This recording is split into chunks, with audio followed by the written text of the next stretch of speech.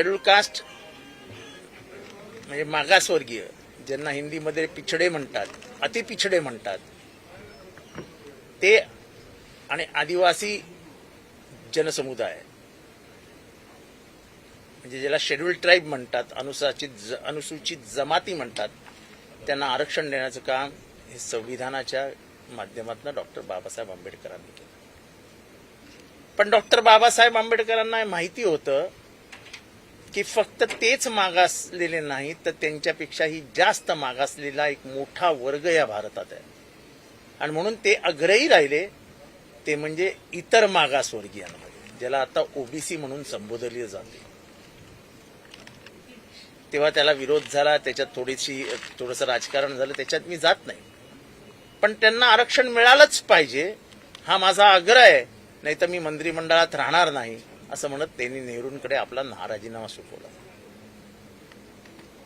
त्यामुळे इतर मागासवर्गीयांचा खरा जो अधिकार त्यांना मिळतोय, त्याचा खरा जनक कोण आहे, तो जनक आहे डॉक्टर बाबासाहेब आंबेडकर. नंतर मग कालेलकर आयोगाला, हा आयोगाला, तो आयोगाला, अनेक आयोग येऊन गेले. पण शेवटचा आयोग आला बद्री प्रसाद मंडळ आयोग, बीपी मंडळ आयोग. आणि मंडळ आयोग हे इतर मागासवर्गीयांचे मसीहा, इतर मागासवर्गीयांचे आश्रयदाते विश्वनाथ प्रताप सिंग यांनी तो अहवाल स्वीकारला आणि त्यांच्या आरक्षणाला पहिल्यांदा मान्यता दिली. राजकीय आरक्षणाशिवाय समाज पुढे जाऊ शकत नाही. व्यवस्थेमध्ये मागासवर्गीयांचा सहभाग असला पाहिजे, ही थिअरी पहिल्यांदा भारतात आणली ती डॉक्टर बाबासाहेब आंबेडकरांनी.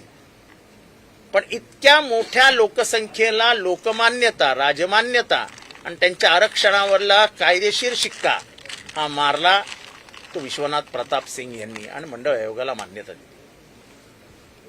मंडळ आयोगाला विरोध कोणी केला, तर मंडळ आयोगाला विरोध हा पहिल्यांदा भारतीय जनता पक्षाकडनं झाला. ओबीसींना आरक्षण मिळत असताना त्याला सर्वाधिक विरोध हा जे कमंडळ हातात घेऊन निघाले होते त्यांनी केला, आणि या देशामध्ये मंडळ आयोगाविरुद्ध भूमिका जाहीर केली. पण अशाही परिस्थितीत पुरोगामी महाराष्ट्राचे तेव्हाचे मुख्यमंत्री आणि आमचे नेते श्री शरदचंद्र पवार यांनी राजीव गांधींशी चर्चा करून निर्णय घेतला. त्यांनी हा निर्णय म्हणजे घेताना सगळ्यांशी चर्चा करून निर्णय घेतला आणि हा निर्णय महाराष्ट्रात लागू केला. आणि मंडळ आयोग पहिल्यांदा देशभरामध्ये जर कुठल्या राज्याने स्वीकारला असेल तर ते राज्य महाराष्ट्र. आज जे 3 वर्ष या सरकारने कोर्टामध्ये मुद्दामून वाया घालवलं आणि ओबीसींना आपल्या आरक्षणापासून वंचित ठेवलं, आज काल ते सुप्रीम कोर्टाने सगळे मार्ग उघडे केले आणि आरक्षणातनं पुढच्या निवडणुका झाल्या पाहिजेत, इतर मागासवर्गीयांना प्रतिनिधित्व लोकशाहीमध्ये मिळालं पाहिजे असं म्हणत पहिल्यांदा सगळे मार्ग खुले करून आता इलेक्शन घ्यायला सांगितलंय. पण तोपर्यंत 3 वर्ष वाया गेली.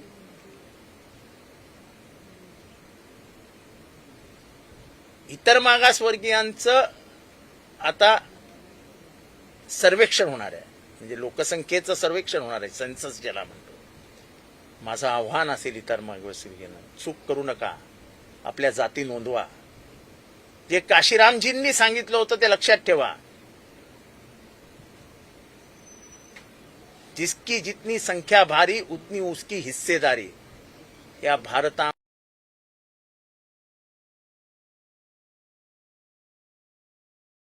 लोकसंख्या बघायला गेली तर ती 90% आहे. 90%. जातीनिहाय जनगणना बिहारमध्ये झाली. तुम्हाला आश्चर्य वाटेल की जातीनिहाय जनगणना केली तेव्हा इतर मागासवर्गीयांची लोकसंख्या ही बिहारमध्ये 65% गेली. 65%. म्हणजे अगदी छोटं गणित मांडलं तर मागासवर्गीय 20% जर धरले तर बहुजनांची संख्या ही बिहारमध्ये 85% आहे. 85%. ज्या समाजाला तुम्ही शिक्षणापासून वंचित ठेवला, ज्या समाजाला तुम्ही सगळ्या सवलतींपासून वंचित ठेवला, ज्यांच्या पिढ्यानी पिढ्या शिक्षणापासून वंचित राहिल्या, प्रगतीपासून वंचित राहिल्या, विकासापासून वंचित राहिल्या, ज्यांना मनुष्य म्हणून जगता आलं नाही, त्या सगळ्या पिढ्यांना न्याय देण्याचं काम या भारतामध्ये सुरुवात झाली ती डॉक्टर बाबासाहेब आंबेडकरांनी केली. आणि पुढे ते अक्षर नेण्याचं काम विश्वनाथ प्रताप सिंग यांनी मंडळ आयोगाच्या माध्यमातून केलं. त्या मंडळ आयोगाची अंमलबजावणी या महाराष्ट्रात कोणी केली असेल तर स्त्री धोरण असो, महिलांचं सक्षमीकरण असो, महिलांचं आरक्षण असो, नाही तर मंडळ आयोग असो, ते केलं माननीय शरदचंद्र पवार साहेबांनी. आणि म्हणून येत्या 9 तारखेपासून राष्ट्रवादी काँग्रेस पक्षाचे महाराष्ट्राचे अध्यक्ष, ओबीसी समाजाचे नेते, अत्यंत छोट्या समाजाचं प्रतिनिधित्व करणारे श्रीयुत राजापूरकर यांच्या नेतृत्वाखाली 9 तारखेपासून नागपूर येथून ही यात्रा सुरू होणार आहे. पहिला टप्पा हा विदर्भात असणार आहे. विदर्भातल्या सर्व जिल्ह्यांमध्ये ही यात्रा जाणार आहे. या यात्रेला सुरू करण्याचं, त्याला झेंडा दाखवण्याचं काम स्वतः शरद पवार साहेब नागपूरला जाऊन करणार आहेत. इतर मागासवर्गीयांमध्ये राजकीय जागृती झाली पाहिजे. हे तोडोफोडोचं जे राजकारण सुरू आहे, जे एकमेकांविरुद्ध लढाई लावण्याचं काम जे सुरू आहे, एक विचारधारा ओबीसींना बिघडवण्याचं जे काम करतंय, ओबीसींना वेगळ्या मार्गावर नेण्याचं जे काम करतंय, ज्यांनी ओबीसींच्या आरक्षणाला विरोध केला ते आता सांगतात की ओबीसी हाच आमचा डीएनए आहे.